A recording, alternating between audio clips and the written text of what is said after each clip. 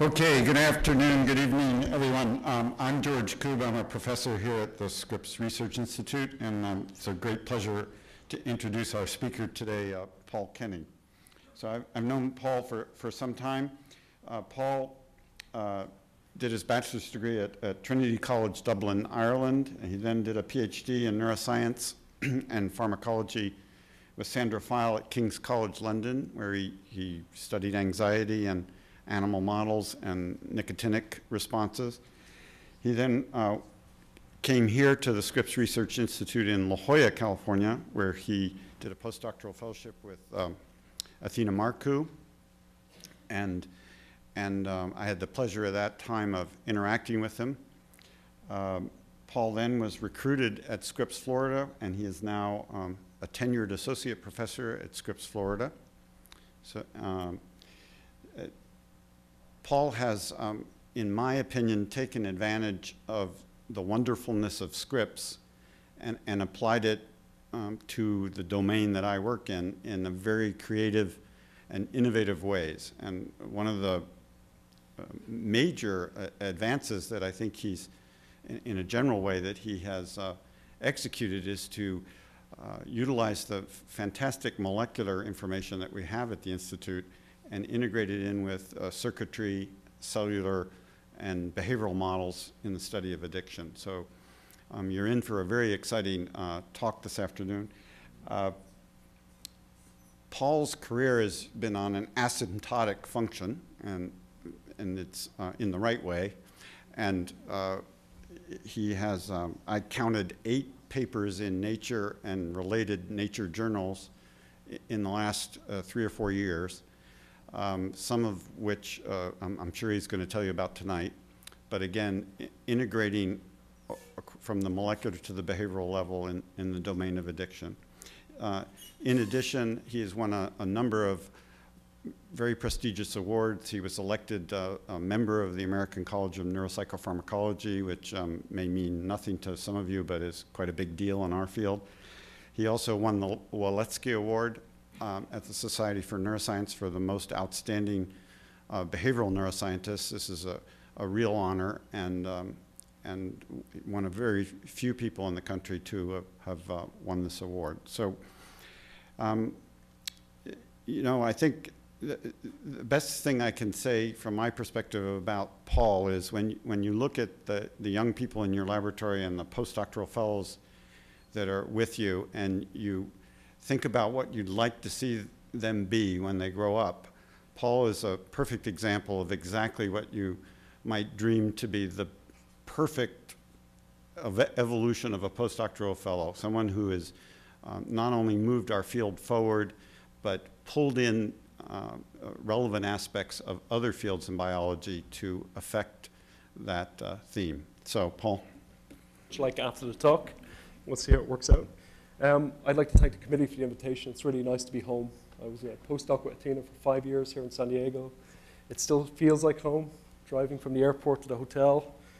I missed it greatly. I was tempted to stay.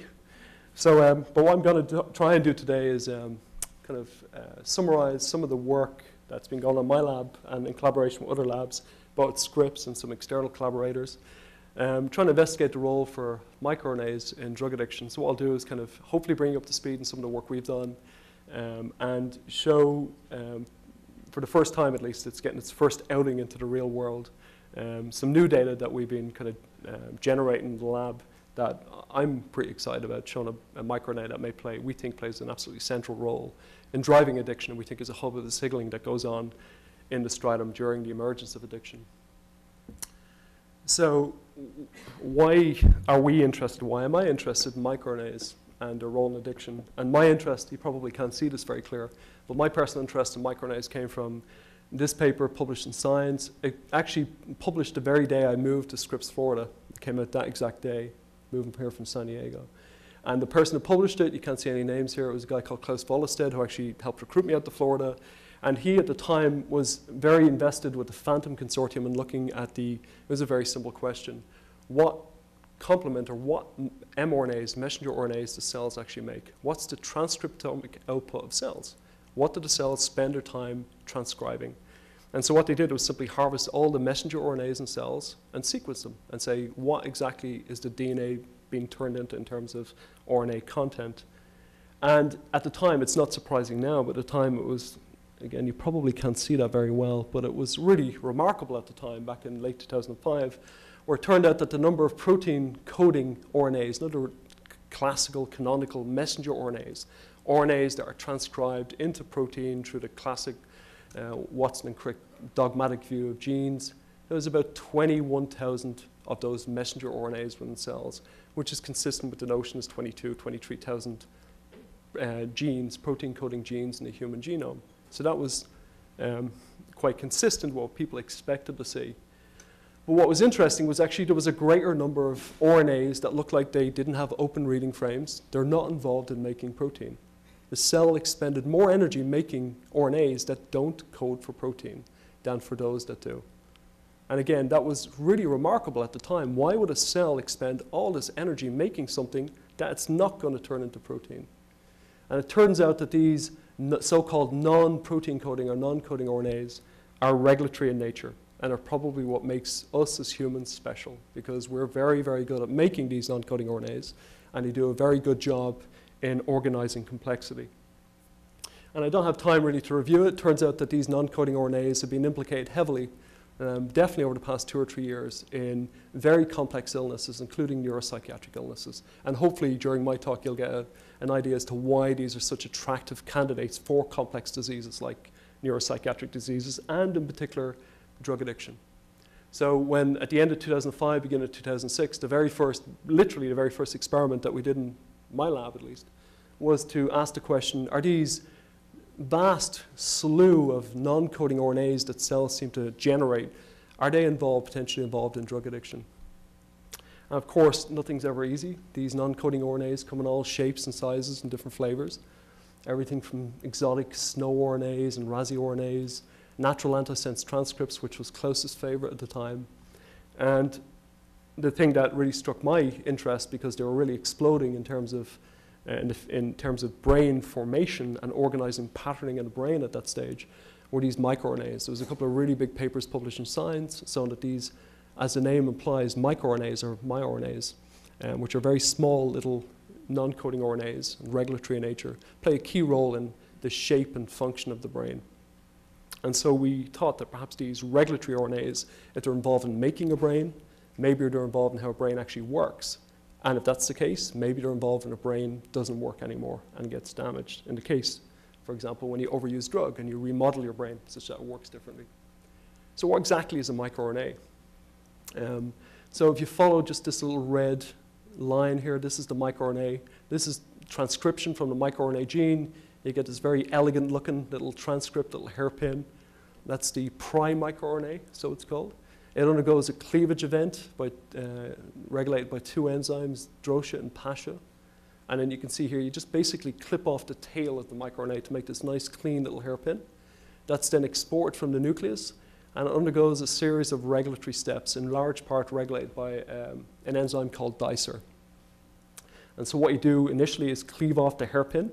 So you have this little double transcript, and then that microRNA undergoes another, because it's basically unwound, another series of regulations, and it's incorporated into the RNA-induced silencing complex, the RISC complex. So for any of you who do RNA-induced interference, you're very familiar with this. When you have small interfering RNAs, they become incorporated into the RISC complex, and they help knock down genes. So one way of thinking of microRNAs are, in many ways, they look like endogenous siRNAs. Small little RNAs are involved in regulating other RNAs, in this case messenger RNAs. So just to perhaps a more brief overview of all of that is, here's your pre-microRNA gene, again shown in red is the microRNA. It's processed, and this is a key step here. How do the microRNAs actually work? Well, they have sequence complementarity to a given messenger RNA. So here's a long messenger RNA, let's say it's coding for GAPDH, BDNF, any protein of interest. Here's the coding region of that messenger RNA. This is the 3' untranslated region, the part that isn't involved in making the protein. If there's an area that has sequence homology to the microRNA will bind to it. And when the microRNA binds, it can shut down the translation of that messenger RNA into protein. So in other words, these microRNAs are repressors. they're able to shut down changing or turning a messenger RNA into a protein. And there has to be some kind of sequence homology in the 3' UTR, although that's not always the case. There's an exception to every rule.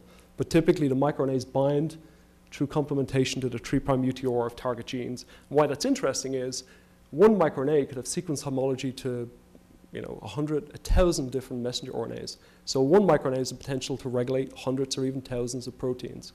So again, from a complex disease like addiction, where you get massive remodeling of brain cells, you can immediately see the attraction as a reductive scientist of one microRNA changing, and yet it can impact a whole network of genes that are involved in the shape and function of a neuron.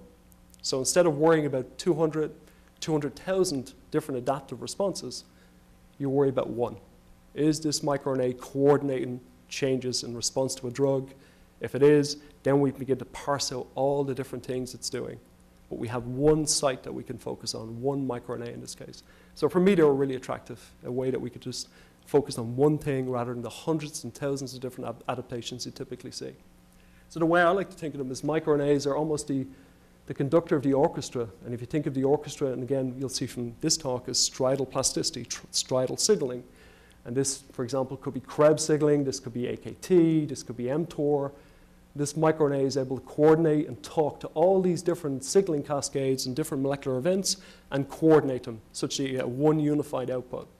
But with the microRNA coordinating, the key regulator of all of these. So we asked a very basic question. Are microRNAs involved in regulating drug-taking behavior, in cocaine-taking behavior in this case? So again, a very basic question.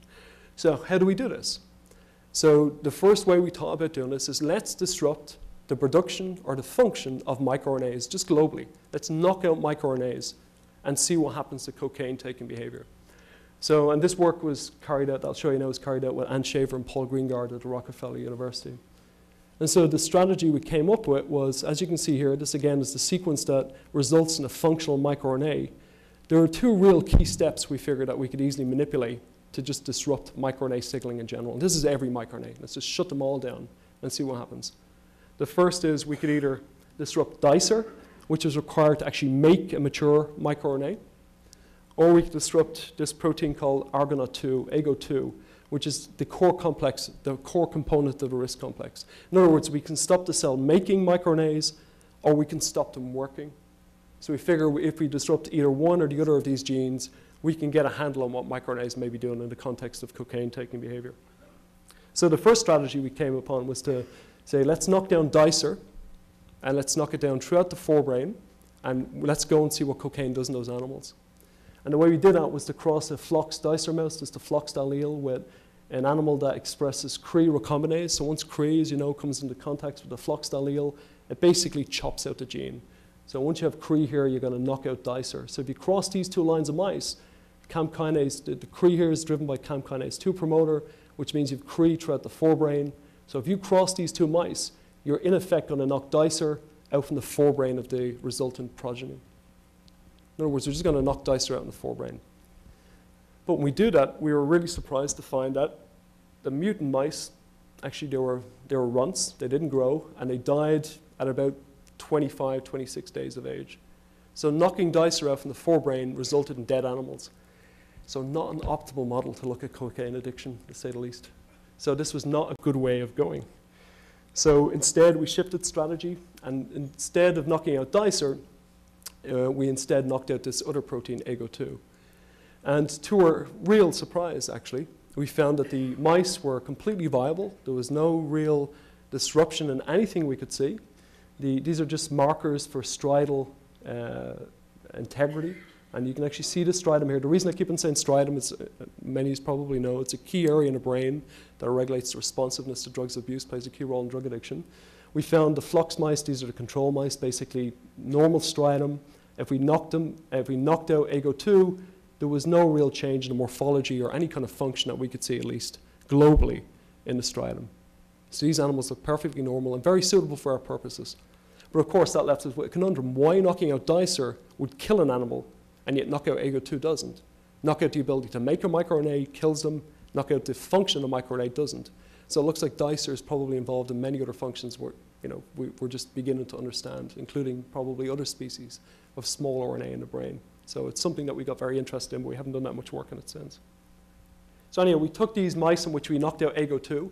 What I should say is these mice, instead of knocking them out globally all throughout the forebrain, we knocked out specifically in one cell population, the striatum. We focused specifically in the striatum, this area of the brain that looks like it's important for drug addiction. We said, let's knock out microRNA function in the striatum. In this case, it was in the D2 dopamine receptor population, the so-called indirect population. So what we found is these are control animals. This is called a condition-place preference procedure. For those of you who aren't familiar with it, it's very easy.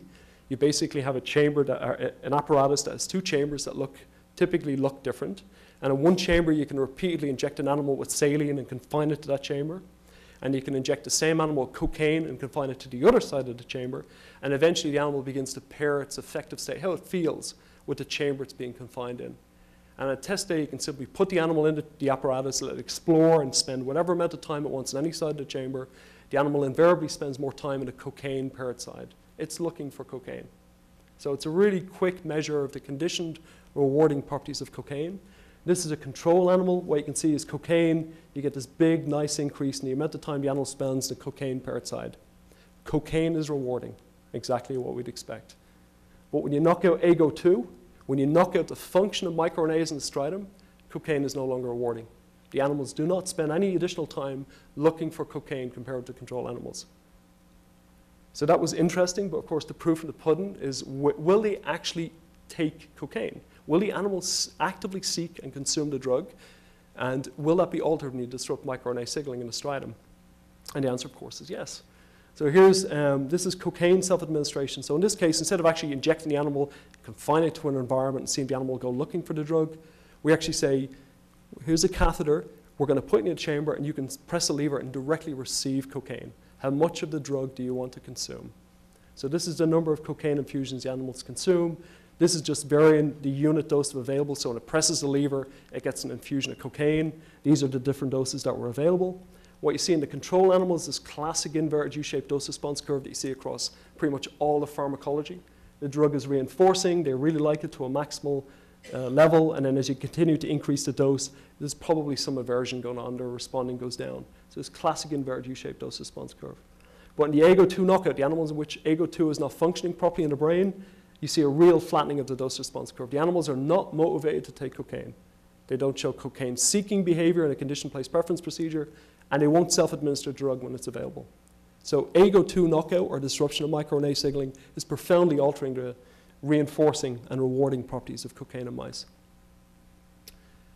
So we found a role for microRNAs globally, but of course the question becomes which microRNAs? There's hundreds or even thousands of microRNAs in human, rat, mouse brain. Which microRNAs may be contributing to the reinforcing properties of cocaine? So that became our next major question. And the way we addressed that was not sticking with transgenic animals. We wanted to move toward a better model of cocaine addiction. After all, that's what we're interested in.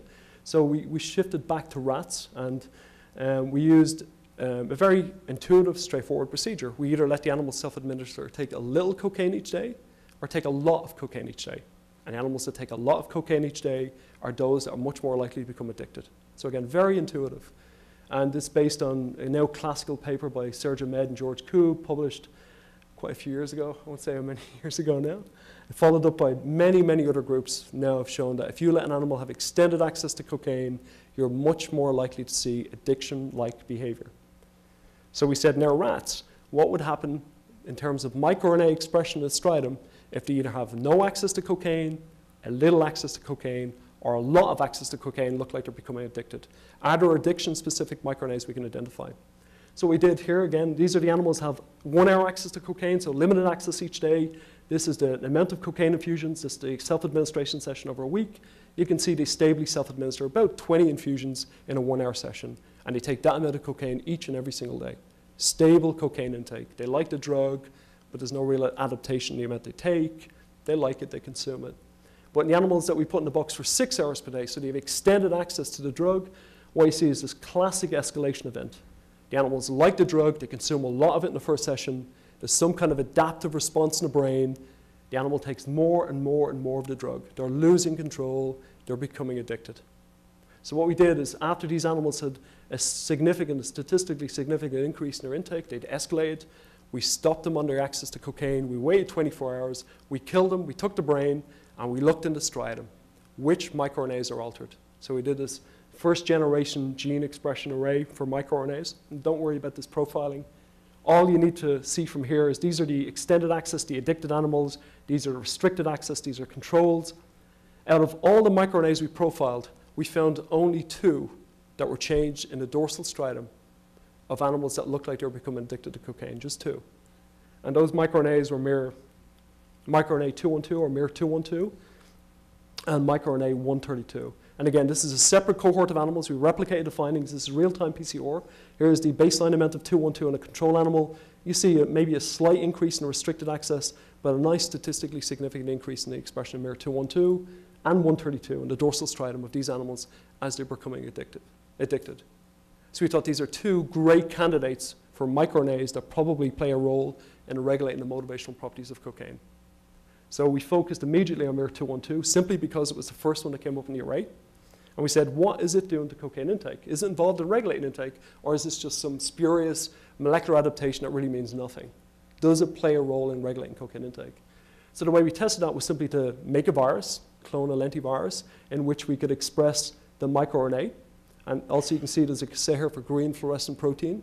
So in other words, when we make and package this virus, and this is the injection sites that we put it into the striatum, what should happen is the brain should become green, fluorescent, from the cassette, and we should upregulate the expression of this microRNA. And that's indeed what you see. Here's the dorsal striatum. The green here is GFP from the virus. The red is GFAP, which is stained for astrocytes. And you can see that we overwhelmingly infect neurons in the striatum. And we get, you can't really, probably can actually, we get a very nice upregulation. This shows 2 things. First of all, these little dots here are cells that express MIR212. It is in the striatum. We can visualize it. And our virus upregulates the expression typically by 6 to 8-fold. So we have a nice tool now to be able to upregulate the expression of this microRNA whose expression itself seems to change in response to cocaine. Its expression goes up as the animal appears to be becoming addicted to the drug. So what happens when you overexpress the microRNA? What does it do to drug-taking behavior? And we were very surprised by the answer. In the restricted access animals, if you remember, these animals don't look like they're becoming addicted. The microRNA, its expression isn't changed in these animals. When we overexpress this microRNA in the striatum of these guys, nothing happens to their cocaine intake. The cocaine in these animals doesn't affect the microRNA, and the microRNA does not affect cocaine. So it's completely inert in these guys. In the extended access animals, these animals that look like they are becoming addicted, once again, you can see this escalation event. The animals are taking more and more and more of the drug. They look like they're losing control. These are the control guys.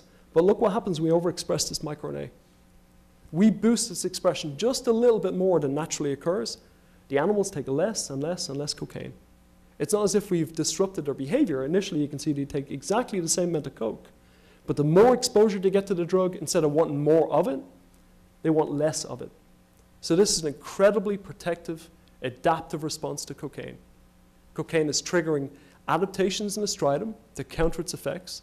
One of those adaptations is an increase in MIR212. So this is a protective response. This is how the brain protects itself. This is one of the innate, we believe, signaling events that stops people becoming addicted. That's why probably only about 15% of people who use cocaine actually become addicted to the drug. So I'm not going to show you any of the experiments we did to figure out how it was working. It took us longer than I care to mention, but after a few years, we figured out that it was working through at least 2 mechanisms, which I'm going to summarize now because I want to move on to some new data. So what we found is in the striatum, this microRNA is knocking down a protein called spread1. And what spread1 does is it sequesters a kinase called RAF. So when the microRNA knocks down spread, RAF activity goes up. What that does is, in essence, it boosts Krebs signaling. It boosts cyclic AMP signaling pathways in the brain. So this microRNA is a novel regulator of Krebs signaling. And I guess as everyone here knows, Krebs is one of the core signaling molecules in the brain. It's intimately involved in pretty much any experience-dependent plasticity. This microRNA turns up Krebs signaling. So as I say, it activates RAF. That causes a phosphorylation of adenylate cyclase. Adenylate cyclase is what produces cyclic AMP. Cyclic AMP then triggers various kinases which phosphorylate Krebs, activate Krebs. You also get the translocation of another Krebs cofactor called TORC. At the end of the day, this microRNA turns up Krebs-related gene expression. It turns out that Krebs is incredibly protective against addiction. If you overexpress Krebs in the striatum of animals, they won't take cocaine. The reason being it turns up expression of all these genes act to counter the effects of cocaine. So that was great. It looked like the microRNA turns up Krebs and says no to cocaine, just say no. But the other thing it does, we found, we were quite surprised by this. If Krebs protects against addiction, a protein that actually drives addiction is brain-derived neurotrophic factor, BDNF. It turns out that the microRNA knocks down a protein called MECP2, and MECP2 is required to stabilize the amount of BDNF you have in the brain through really unclear mechanisms. It turns out that we found that the microRNA, in addition to turning up Krebs, also knocks down MECP2 and BDNF. So in other words, this microRNA is able to turn on the brakes and turn off the accelerator of addiction simultaneously. So a really elegant regulation of the regulators of addiction by one single microRNA. And again, it comes back to that theme of these things being almost like the conductor of the orchestra. And we've looked at many other signaling cascades that have been implicated in addiction in the striatum, and almost invariably this microRNA has some role in regulating their activity, and almost always in a protective manner in the context of cocaine addiction. So then just to summarize, we found that this microRNA miR-212 was upregulated in response to cocaine, and it negatively regulates cocaine intake by at least two mechanisms. It amplifies Krebs signaling, and it knocks down or blocks MECP2 and BDNF signaling. And if you remember, this is protective. This stops you taking drug. This drives you taking drug. So it turns this up and turns this down. miR-212, therefore, we believe, serves as a novel protective agent against development of addiction. So if you're born with an undercomplement of the amount of 212 you're supposed to have, if you're stressed and you have methylation to promoter of miR-212, or something else happened that disrupts the activity of 212, we think that increases your vulnerability to addiction. And we've got a lot of evidence from postmortem brain tissue, which I'm not going to show, to support that. This is a key protective mechanism against addiction. If you disrupt its function, you're more vulnerable to becoming cocaine addicted. Of course, now we've identified a protective mechanism, but there must be something in the brain that's actually driving addiction. What drives addiction? And are microRNAs involved in driving addiction? We have this protective pathway, but what actually triggers the development of addiction in response to cocaine? And that comes back to the second microRNA. As you recall, there were two microRNAs that seemed to change in the dorsal striatum of animals as they became addicted to the drug, as they escalated their intake. This looks like it's protective, so immediately we shifted back onto this other microRNA. Could this possibly play a role in driving addiction, not protecting against, but actually enhancing the motivation of the animal to seek more and more and more of the drug? And that's precisely what we found. So again, we took the same approach. We generated a lentiviral vector to express this microRNA. We injected it into the dorsal striatum of animals. And animals had restricted access to the drug. So those animals in which we don't see any change in the expression of this microRNA to begin with, overexpression of this microRNA didn't do anything. No effect whatsoever on cocaine intake. However, in animals that have extended access to the drug, here you can see the control animals escalating. And the reason this doesn't look impressive is because we have to shrink the scale to fit in the miR-132 group. We overexpress this microRNA, they escalate like crazy. You can see they start off at the same level, but within about a week already they're taking far more cocaine, and about 10 days, a lot more cocaine. This microRNA is driving escalation like crazy. It's really pro-addiction. In collaboration with, again, Ant Schaefer and Paul Greengard, we generated an overexpressing mouse. So we did also with lentivirus. We wanted to see if we could also get the same effect with mouse behavioral genetics. So basically, we generated a mouse in which miR-132 was overexpressed throughout the forebrain. This is actually the striatal expression of miR-132 in the transgenic animals. These are the hets and the homozygous for the mutant allele. You can see in the hets you get about a 2.5-fold increase in the expression of microRNA.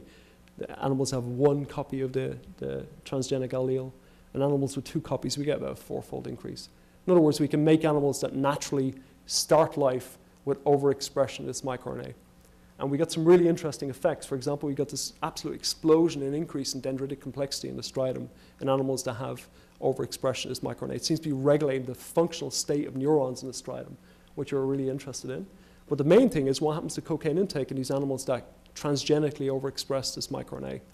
This is cocaine self-administration, again, across a series of doses. These are the wild-type animals, a nice inverted U-shaped dose-response curve. Overexpress the microRNA, the animals take more cocaine. So in rats treated with a virus to overexpress this, or transgenic animals in which we've overexpressed this microRNA, in both cases, cocaine is more, its motivational value is greater. The animals want more cocaine, and they take more cocaine. So that's all very well. What I've showed you so far is rats treated with a virus and mutant mice. What relevance has any of this to do with cocaine addiction in humans? And before I showed you any mechanistic data, I thought it was important to show this slide. So we went and got brains from people who died from cocaine overdose. We looked in the striatum for the expression of various microRNAs. And we said which ones, and I'm not going to talk about these other microRNAs we looked at. Some of them were controlled, some of the other ones we thought may play a role. But which microRNAs are altered, and is miR-132 altered? It goes up, and it's one of the only 2 microRNAs we find that goes up in the striatum of animals that look like they're addicted. It seems to drive cocaine intake. Is the expression of this microRNA even altered in people who've died from cocaine overdose, and is it going in the direction we predict? And the answer is absolutely. So we took brains, striatum from 10 people, or 10 control individuals who died, for example, in car crashes, etc. 10 people who confirmed cocaine overdose. They're cocaine addicts. They took so much drug, they died from cocaine overdose. We looked at 4 microRNAs. The one that was consistently upregulated by a minimum of about 2-fold, in some cases up to 4-fold, in every single individual we looked at was miR-132. So miR-132 goes up not just in the brains of mice and rats, but also in people who died from cocaine overdose. So again, to us at least, convincing circumstantial evidence this microRNA is probably playing a very important role in drug addiction. Of course, the question then becomes, how does this work? What is this doing to the striatum that can drive cocaine addiction? If we can understand that, we may have our hands on an important signaling cascade that's central to drug addiction. So of course, we got very interested in how it could work. We looked at the literature, what's actually known about this microRNA. And there's been, over the past 2 to 3 years, a huge increase in the interest in this microRNA. It's been implicated in various different systems. One thing it's consistently been implicated in is immune responses, innate immunity and inflammation. In fact, there was a paper published just late last year showing that this microRNA may actually activate Nf-Kappa B signaling. And for any of you who are aware, or I'm sure most of you are aware of Nf-Kappa B, plays a key role in inflammatory responses. So this is just a quick overview of Nf-Kappa B. So this microRNA is being suggested to activate Nf-Kappa B. And so here, this is the Nf-Kappa B signaling molecule here. It's actually comprised of 2 subunits, the P65 and P50. Typically, Nf-Kappa B is held in an inactive state in the cytoplasm by I-Kappa Bs. But when the I-Kappa B is phosphorylated by IKK and NEMO, what you get is the degradation of this inhibitory subunit. That causes Nf-Kappa B to be translocated into the nucleus, where it turns on various genes. And when it's sitting on the DNA, itself is acetylated by CBP and P300. So this signaling molecule, this Nf-Kappa B, plays a key role in inflammatory responses. And miR-132 now is being implicated in perhaps activating Nf-Kappa B. And as I said, Nf-Kappa B it's involved in inflammation, cell transformation in cancer, invasion, migration, angiogenesis, cell survival, proliferation. Our question was, is Nf-Kappa B, does it play a role in drug addiction? If this microRNA impacts Nf-Kappa B, does Nf-Kappa B play any role whatsoever in drug addiction? And so the first thing we did, of course, is go to the literature and see if anyone knows anything about Nf-Kappa B. And it turns out there was only one real clean study published to date, and that was by Eric Nestler, Scott Russo and Eric Nestler, Journal of Neuroscience in 2008. And what they found was when you treat animals with cocaine, and these are Nf-Kappa B lac-C mice, so when you treat the animals with, when Nf-Kappa B is turned on, you get this increase in lac-C. So basically, the brain changes color, one way I take it away. So when you treat these animals with cocaine, there was a very clear, very spatially restricted increase in Nf-Kappa B signaling in the striatum, particularly the ventral striatum. So cocaine activates Nf-Kappa B in the brain. Is that important? Well, if you disrupt Nf-Kappa B by using, if you recall, I said the Nf-Kappa B is held in the cytoplasm by I-Kappa Bs, and if I-Kappa Bs are phosphorylated by IKK, you get activation of Nf-Kappa B. So IKK is really important in activating Nf-Kappa B signaling. This is a dominant negative for that kinase. If you knock down this kinase, this is a measure of the rewarding properties of cocaine. There's a huge decrease in the rewarding properties of cocaine if you disrupt Nf-Kappa B signaling. So you can see it here. So cocaine activates Nf-Kappa B, and Nf-Kappa B is really important for the rewarding properties of cocaine. And here we have a microRNA that's been proposed to perhaps activate Nf-Kappa B. So of course, we said, does miR-132 actually activate striatal Nf-Kappa B signaling? Can we see evidence for this?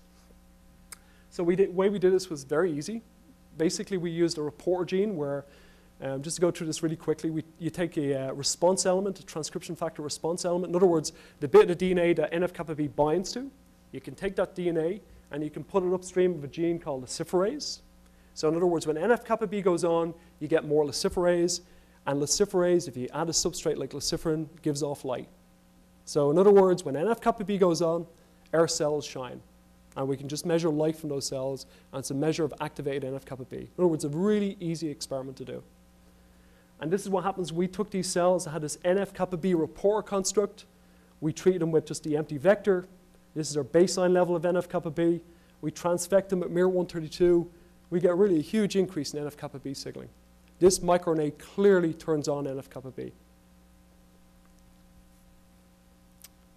So if you recall, when I said Nf-Kappa B, when it's turned on, it translocates to the nucleus. It's acetylated. If this microRNA is turning on Nf-Kappa B, we should have evidence for acetylated P65, acetylated Nf-Kappa B.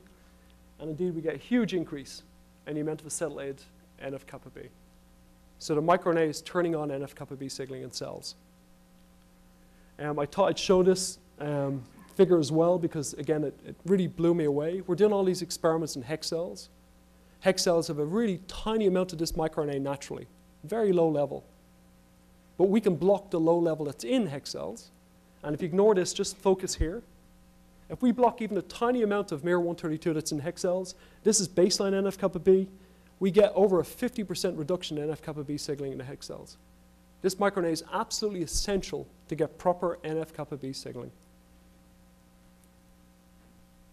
So that's all very well. I've shown you this is all HEK cells. Does this happen in the striatum? Does this microRNA activate striatal Nf-Kappa B signaling, which we're proposing? So the way we did that, instead of having this luciferase reporter in cells, we basically got luciferase reporter mice. In other words, when Nf-Kappa B is activated in these mice, it triggers luciferase expression and light can be emitted.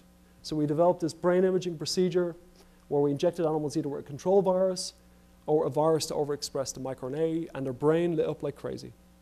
So this microRNA activates Nf-Kappa B signaling in every single cell line that we've looked at so far. And it's not just HEKs, we've screened across every mammalian species of cell line we can get our hands on. And it also activates Nf-Kappa B signaling in vivo. And we've looked for Nf-Kappa B responsive genes. They also go up. This microRNA perfectly activates Nf-Kappa B.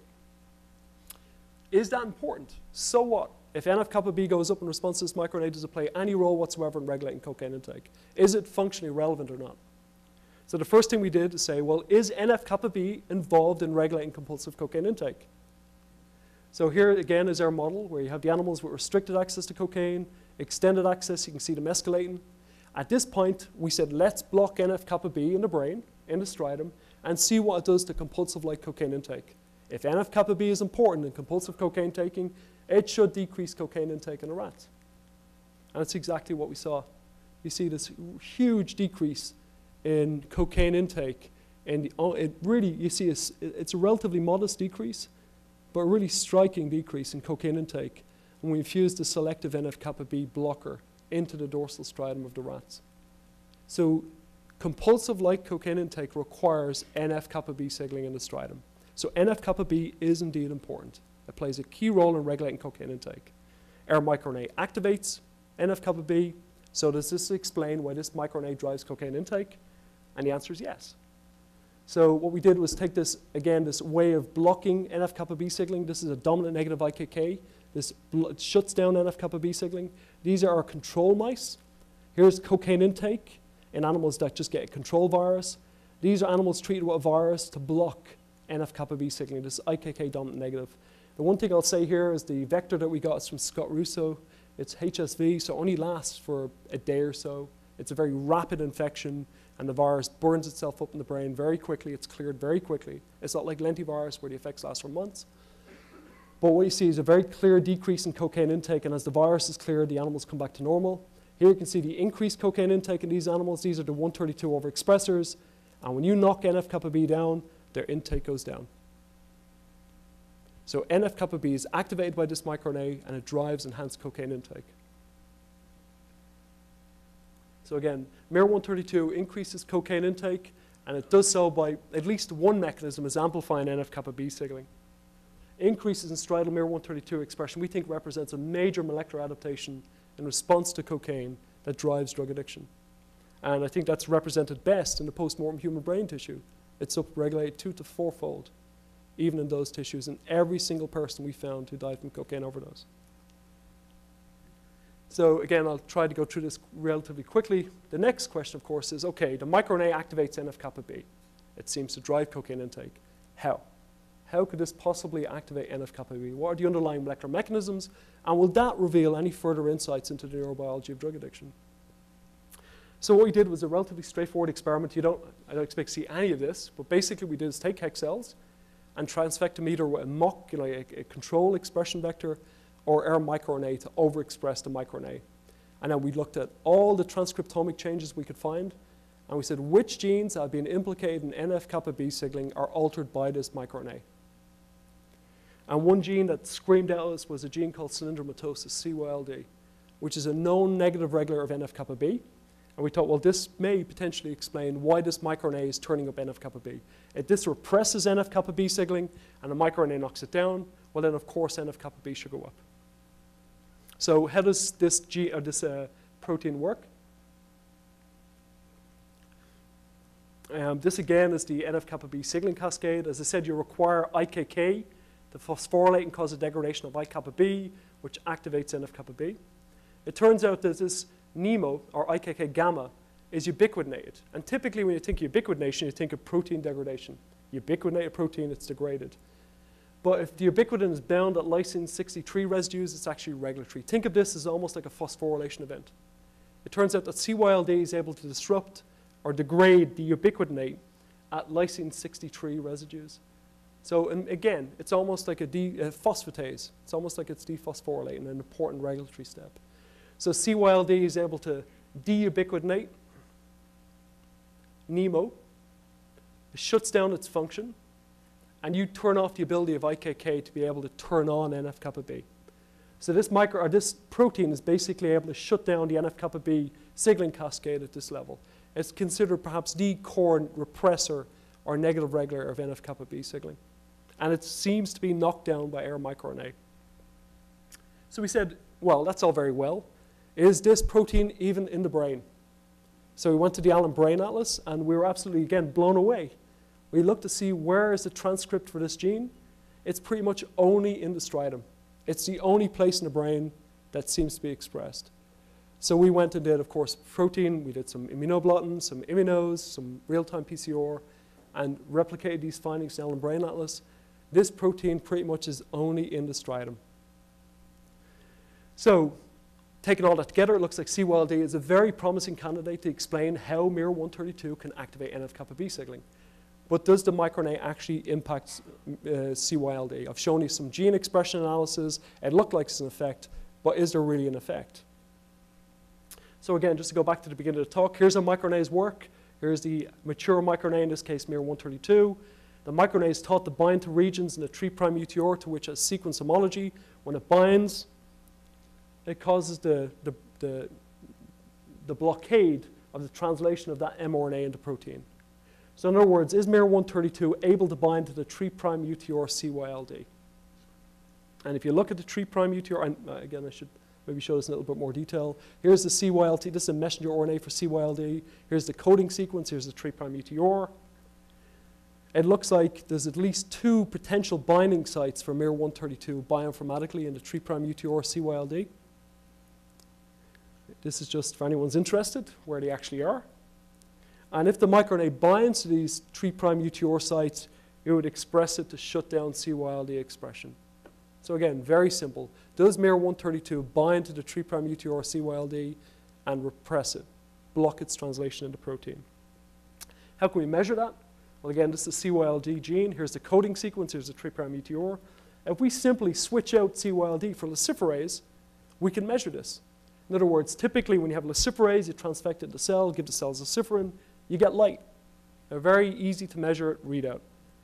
However, if you put the microRNA in there and it does bind to the 3' UTR and repress, you should knock down luciferase, so you should knock down light. So in other words, we put the microRNA into cells. If the light output goes down, the microRNA is targeting the 3' UTR. It's functionally directly binding to the putative sites in the 3' UTR. And we found that indeed that's the case. The microRNA is quite robustly knocking down the luciferase signal we see when we transfect in the 3' UTR CYLD. So this is direct evidence the microRNA is indeed binding directly to the 3' UTR CYLD. We look at a messenger RNA level. In other words, I've already shown you the array data. Here's just some real-time PCR when we transfect the microRNA into hex cells. We get, again, about a 50% reduction in the expression of CYLD. And we've repeated this maybe 6 or 7 times. A very consistent reduction of the message for CYLD in response to miR-132. At the protein level, again, exactly the same thing. Here's hex cells. We get a very robust knockdown of the protein level in response to miR-132. And we see a nice knockdown in the striatum of our miR-132 overexpressing mice. So CYLD is being knocked down by this microRNA. It's unambiguous. We go to rats and we infect them with a virus to overexpress miR-132. Here's CYLD. You can see the cell bodies in red. You can see the expression of CYLD. This is just DAPI. This is just to show you cell bodies in the striatum. And you can see nice expression of CYLD in the striatum. This is when we overexpress miR-132 in the striatum of rats. We can't detect any CYLD wherever we have a GFP signal. The microRNA is knocking this down in cells, in mice, and in rats. So it's a clear target for the microRNA. That's all very well, but does it regulate the effects of the microRNA on Nf-Kappa B? And of course the answer is yes. So here's what happens to Nf-Kappa B signaling. We transfect in the microRNA. If we transfect as well a vector CYLD, a version of CYLD, it can't be knocked down by the microRNA. It can't be knocked down by the microRNA. We've simply taken off the 3' UTR. The microRNA can't touch CYLD now. There's a huge decrease in the stimulatory effects of the microRNA on Nf-Kappa B. If we transfect in a version of CYLD that's a dominant negative, it doesn't work as well. The microRNA hugely enhances its effects on Nf-Kappa B. The microRNA is acting and requires CYLD to exert its effects on Nf-Kappa B signaling. So again, just to summarize, CYLD looks like it's known to be a major repressor of Nf-Kappa B signaling. We found that miR-132 knocks down CYLD expression through a direct action on its 3' UTR. This action of miR-132 explains its stimulatory effects in Nf-Kappa B. The reason why we're so excited about this is the fact that CYLD has not been implicated in any CNS function before. And the fact it's so incredibly enriched in the striatum, it's almost like DARP32 or a dopamine receptor. It's incredibly enriched in the striatum that we think it's probably a key player in striatal plasticity and drug addiction.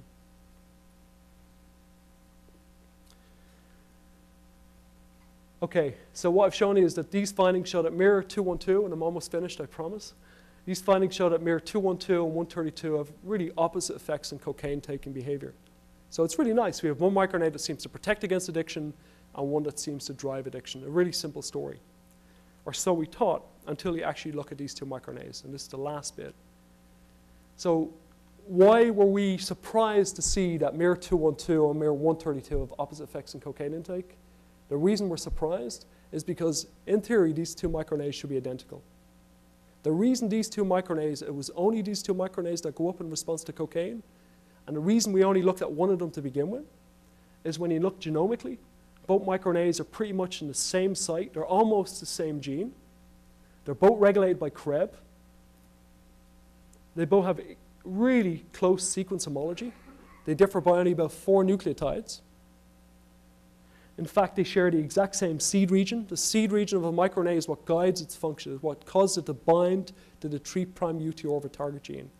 So in theory, these 2 microRNAs should be identical. And in fact, if you look at the literature on microRNAs that share the same seed region are called family members and are thought to be functionally identical. And yet here we have 2 microRNAs that look like they should be functionally identical. You have completely the opposite effects in cocaine intake. So when we first got these data, I was a little concerned, to say the least. So that's why we replicated it again and again. That's why we went to the trouble of making a transgenic animal to overexpress the microRNA. These 2 microRNAs should do the exact same thing, and yet they don't. They have completely the opposite effect in cocaine intake. And if you remember at the beginning of the talk, I said miR-212 protects against addiction. The way it does it is twofold. It turns up CREB, and it turns down Mec-P2 and BDNF. It turns out miR-132 does exactly the same thing. It turns up CREB, and it turns down Mec-P2 and BDNF. So based on that alone, the reason it took us a long time to even look at 132 is we're like, it's boring. It's going to do exactly the same thing. But it turns out it doesn't. It does completely the opposite. One protects against cocaine, the addictive properties of cocaine, and one really increases them. So of course, we had to say, we know this is working through Nf-Kappa B. We've never looked at the effects of this in Nf-Kappa B. Does this microRNA have the exact same effects in Nf-Kappa B? And you predict it should be absolutely identical. They're almost the same microRNA except for 4 nucleotides. They should do the same thing. It turns out it does completely the opposite. So here's baseline Nf-Kappa B signaling. You can ignore this. This is just TNF to stimulate Nf-Kappa B. If you just focus on the blue, this is baseline Nf-Kappa B. What I've shown you all the way along is you put miR-132 in, you get this huge increase in Nf-Kappa B. Look what happens if you put miR-212 in. It really represses Nf-Kappa B. And we've replicated this at least 100 times. The 2 microRNAs, in theory, in the literature, the dogma that's emerged over the past 7 to 8 years of microRNAs should be identical. And they are 99.9% of the time, except when it comes to Nf-Kappa B. One turns up, one turns down. And so here's CYLD. The target gene I told you is explaining all of this. If you look at CYLD expression again, miR-132 knocks it down. But look at miR-212. It actually upregulates CYLD expression. So how does it do that? The answer is I don't know. So we're working on that right now. What I can tell you is you can lop off the 3' UTR, the site that the microRNA is taught to act through. It doesn't make a difference. 212 still upregulates CYLD expression. In fact, it won't bind to the 3' UTR, which again is mind-blowing. The sequence of these microRNAs are almost identical, yet 212 will not see the 3' UTR. So our thinking is that there must be some RNA binding protein, some regulatory protein that's involved in guiding how these microRNAs work, and they're different between these 2 microRNAs in this one instance. There must be some difference. Those 4 nucleotide difference between the 2 microRNAs is explaining a huge amount in terms of how they work. And what I will say is actually if you look at this plot, you can clearly see there's a doublet. It looks like here's the CYLD, and you have this huge increase in this other species. So we think there's some kind of change in the phosphorylation status of this protein. This is acting by directly hitting the 3' UTR. This one doesn't hit the 3' UTR, but it's probably affecting some kind of kinase cascade or something else in the cell, and has the complete opposite effects on the amount of CYLD you have, and the effect on Nf-Kappa B, and ultimately on the amount of cocaine you take. So again, we think that CYLD is probably a key hub in addiction. And the effects of these two microRNAs, or perhaps many other microRNAs, on CYLD is going to influence whether you become addicted or not. And again, I'm finished. I'll just go through the summary really quickly. MicroRNAs in the striatum regulate cocaine intake. We've shown it quite definitively. miR-212 protects against the development of compulsive cocaine use. Conversely, this almost identical microRNA, at least at the sequence level, apart from 4 nucleotides, has the complete opposite effect. It greatly increases vulnerability to addiction. We found that miR-132 drives cocaine intake by powerfully potentiating Nf-Kappa B signaling, and it does that by knocking down this known repressor of Nf-Kappa B. And it turns out that miR-212 does completely the opposite, and we still don't know how it's working. It's something we're actively working on right now in the lab. And with that, I'd like to thank Hei-Yin, John, and Purva, who carried out all the experiments I showed today, Anne for generating the mice and being really a great collaborator, and Paul Greengard, and Scott Russo for some of the viruses I showed you today. And thank you.